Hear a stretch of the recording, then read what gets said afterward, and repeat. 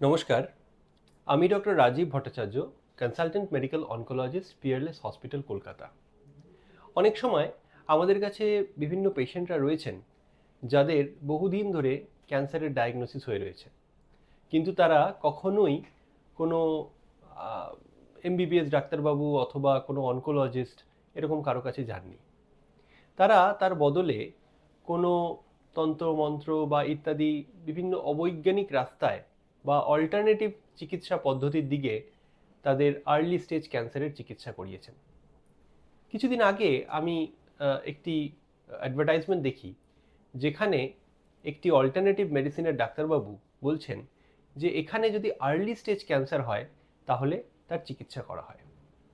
তো এই যে আর্লি স্টেজ ক্যান্সারের অল্টারনেটিভ মেডিসিনের দিকে যাওয়া, এটা কিন্তু অত্যন্ত বিপজ্জনক। তার কারণ কি?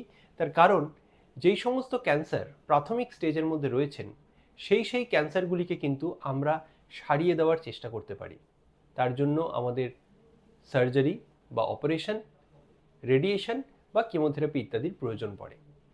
এই আর্লি স্টেজ ক্যান্সারের যে পেশেন্টরা, তারা যদি একজন অনকোলজিস্টের কাছে না এসে কোনো অল্টারনেটিভ মেডিসিনের ডাক্তারবাবুর কাছে যান, তাহলে যেটা হয় সেটা হচ্ছে যে সেই স্টেজগুলি, সেই আর্লি স্টেজ ডিজিজটা অ্যাডভান্স স্টেজে কনভার্ট হয়ে যায়। এবং যখন সেই আর্লি স্টেজ ক্যান্সারটা অ্যাডভান্স স্টেজে কনভার্ট হয়ে যাচ্ছে, তখন কিন্তু আমাদের হাতে আর রোগটাকে সারিয়ে দেওয়ার কোনো উপায় থাকছে না। এই জন্য যখনই কোনো ক্যান্সারের ডায়াগনোসিস কারোর মধ্যে হচ্ছে, তখন সর্বপ্রথম যেটা দেখা দরকার সেটা হচ্ছে যে কোনো আধুনিক চিকিৎসা বিজ্ঞানের কোনো ডাক্তারবাবুর কাছে, কোনো অনকোলজিস্টের কাছে আপনাকে যেতে হবে এবং সেখানে গিয়ে যত তাড়াতাড়ি সম্ভব চিকিৎসা শুরু করতে হবে।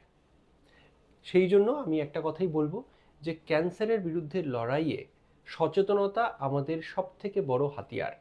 কোনো কুসংস্কারের দিকে ঘেঁষবেন না। সবসময় চেষ্টা করবেন যে বিজ্ঞান ভিত্তিক চিকিৎসার সাহায্যে আপনার বা আপনাদের রোগটাকে সম্পূর্ণভাবে নির্মূল করে দেওয়ার চেষ্টা করার। আজকে এই পর্যন্তই। ধন্যবাদ।